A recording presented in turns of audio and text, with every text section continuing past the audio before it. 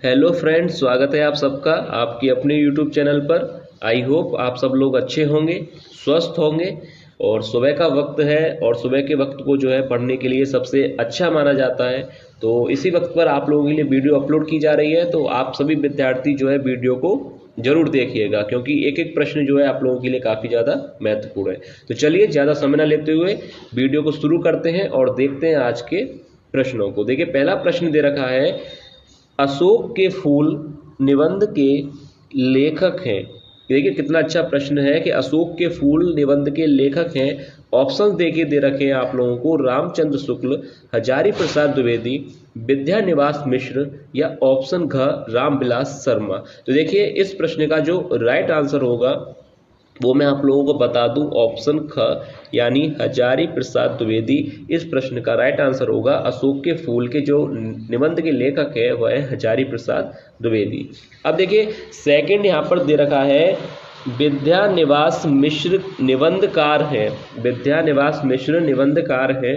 ललित निबंध के, विचारात्मक निबंध के, मनोवैज्ञानिक निबंध के या ऑप्शन घ भावनात्मक निबंध के।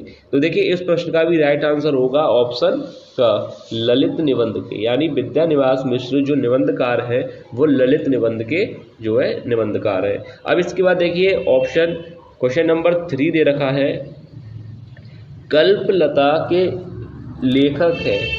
कल्पलता के लेखक हैं। ऑप्शन देखिए दे रखे हैं आप लोगों को, महावीर प्रसाद द्विवेदी, प्रोजी सुंदर रेड्डी, वासुदेव शरण अग्रवाल या प्रेमचंद। तो देखिए कल्पलता के लेखक हैं। पहले तो देखिए यहाँ पर ऑप्शन में आप लोगों को यहाँ पर राइट आंसर नहीं दे रखा है, यानी ये गलत यहाँ पर प्रिंट हुआ है।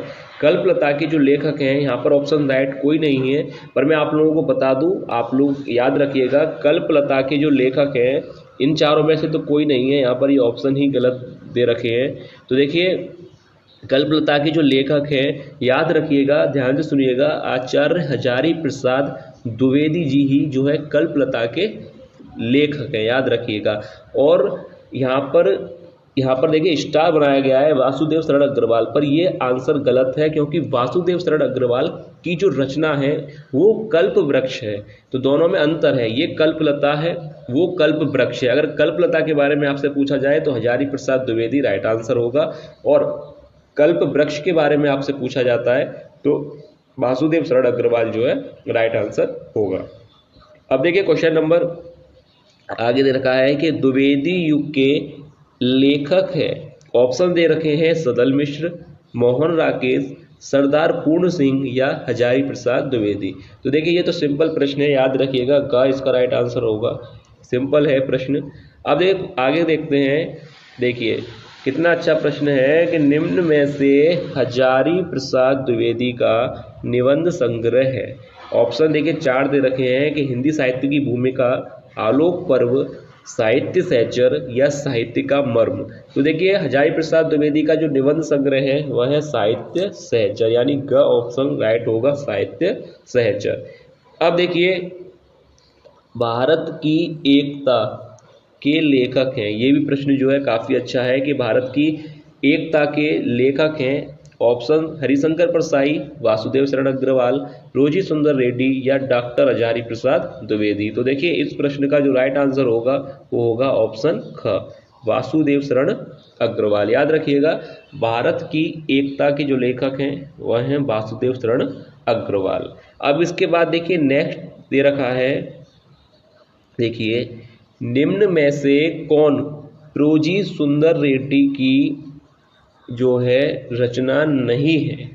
साहित्य और समाज, मेरे विचार, भारत की एकता या वैचारिकी शोध और बोध। तो देखिए यहाँ पर सुंदर रेड्डी की रचना नहीं है। कौन सी रचना जो है सुंदर रेड्डी की नहीं है, वह है ऑप्शन ग यानी भारत की एकता। याद रखिएगा भारत की एकता, अभी मैंने आप लोगों को बताया था कि वासुदेव शरण अग्रवाल की है, यानी इस प्रश्न का यहाँ पर राइट आंसर होगा भारत की एकता, जो कि सुंदर रेड्डी की रचना नहीं है। अब देखिए कला और संस्कृति के लेखक हैं। कला और संस्कृति के लेखक हैं। ऑप्शन दे रखे हैं आपको, वासुदेव शरण अग्रवाल, डॉक्टर APJ अब्दुल कलाम, कन्हैया लाल मिश्र प्रभाकर या डॉक्टर हजारी प्रसाद द्विवेदी। अब देखिए कला और संस्कृति के जो लेखक हैं, ऑप्शन का इसका राइट आंसर होगा यानी वासुदेव शरण अग्रवाल। याद रखिएगा, वासुदेव शरण अग्रवाल इस प्रश्न का राइट आंसर है। कला और संस्कृति के लेखक का नाम है वासुदेव शरण अग्रवाल। याद रखिएगा, क्योंकि ऐसे ही प्रश्न जो है ज़्यादातर एग्जाम में पूछे जाते हैं। अब देखिए आगे देखते हैं। देखिए आगे प्रश्न दे रखे हैं, ये काफ़ी महत्वपूर्ण प्रश्न है आप लोगों के लिए। देखिए अब ये प्रश्न जो है, प्रगतिशील लेखक संघ की स्थापना हुई थी। प्रगतिशील लेखक संघ की स्थापना हुई थी।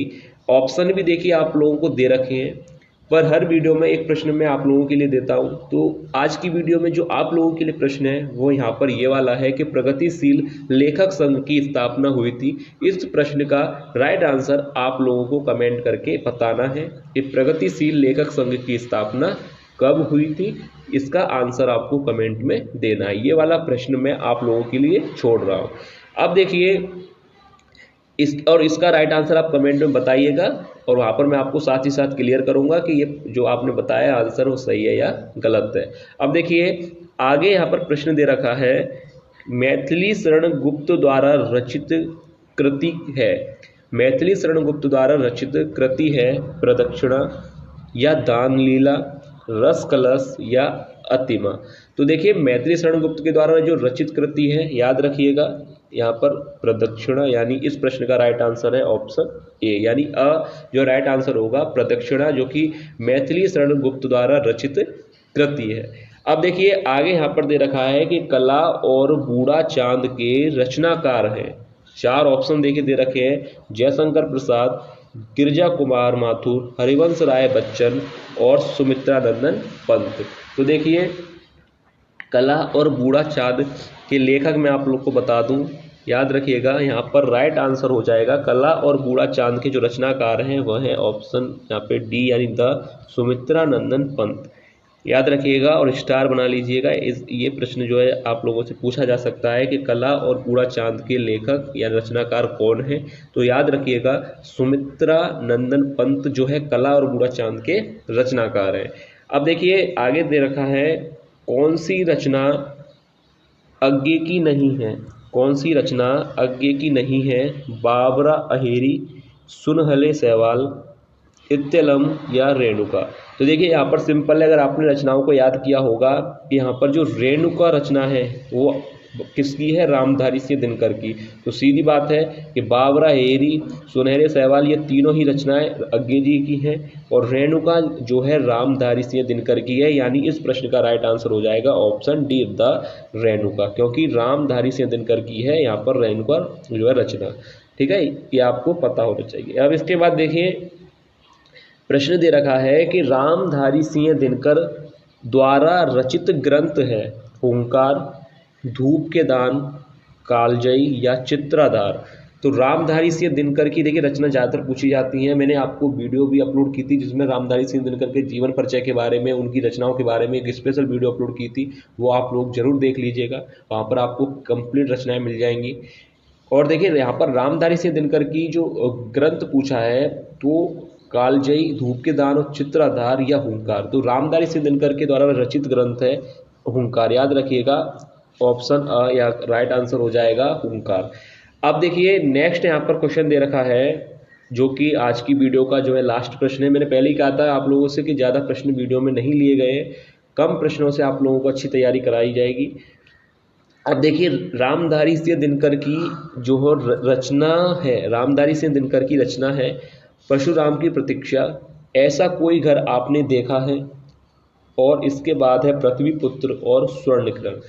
तो देखिए रामधारी सिंह दिनकर की रचना है, सिंपल प्रश्न है, ऑप्शन ए यानी अ परशुराम की प्रतीक्षा जो है राइट आंसर हो जाएगा। तो आज की वीडियो का ये अंतिम प्रश्न यानी लास्ट प्रश्न था। उम्मीद करता हूँ कि आप लोगों को वीडियो जो है पसंद आई होगी। आप लोगों को अगर वीडियो अच्छी लगे तो लाइक ज़रूर कीजिएगा और चैनल को सब्सक्राइब जरूर कर लीजिएगा। तो मिलते हैं नेक्स्ट वीडियो में ऐसे ही महत्वपूर्ण प्रश्नों के साथ। तब तक आप लोग अपनी तैयारी अच्छी तरह से करते रहें।